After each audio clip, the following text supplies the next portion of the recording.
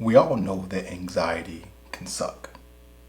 But when does regular old anxiety turn into a disorder? Hey,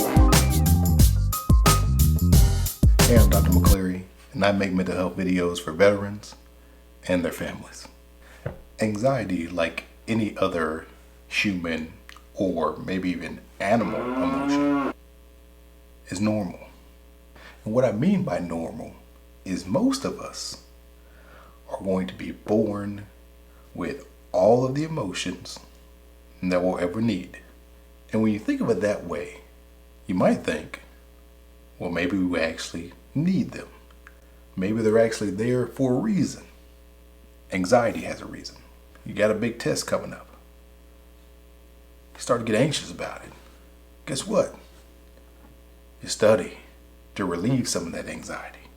Anxiety helps us move. All of our emotions have a function to them. So think about mental health disorders or mental health disorders this way. They become a disorder when they lose their function. There are a lot of different types of anxiety disorders. Social anxiety disorder, separation anxiety disorder, specific phobias. But the one I want to concentrate on today is generalized anxiety disorder.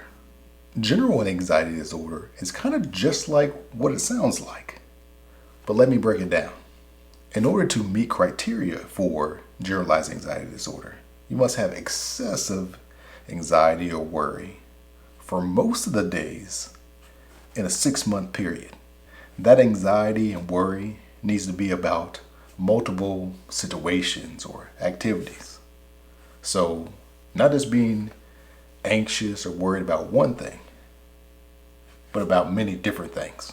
The next criteria is that you find it difficulty to control your anxiety or your worry. You may even be anxious or worried about being anxious or worried.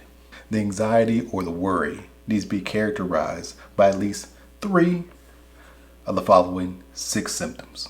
Restlessness or feeling keyed up or on edge, being easily fatigued, difficulty concentrating or your mind just going blank, the all fun irritability, muscle tenseness. The last one is sleep disturbances, so having trouble falling or staying asleep, or restless, unsatisfying sleep. As with all disorders, it needs to impair your functioning somehow or cause you excessive stress.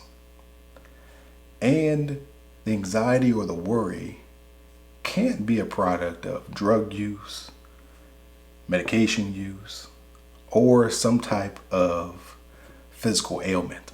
So you see, regular anxiety and generalized anxiety disorder are quite different. One is functional, helps you move. That's anxiety. So anxiety in small and appropriate doses is actually, dare I say, very helpful because it gets you to do things. It gets you moving. It doesn't turn into a disorder until it starts to lose some of that function, until the anxiety turns into more stress than what is actually worth. Something to think about. If this video was helpful for you, and I hope that it was, please like it or consider subscribing to my channel if you want to learn more about PTSD or mental health. But more important than that, if this video was helpful for you, then that means it can be helpful for another veteran or another friend or family member of a veteran. So I ask that you share it with them, because at the end of the day, that's really all this is about. One veteran trying to help another.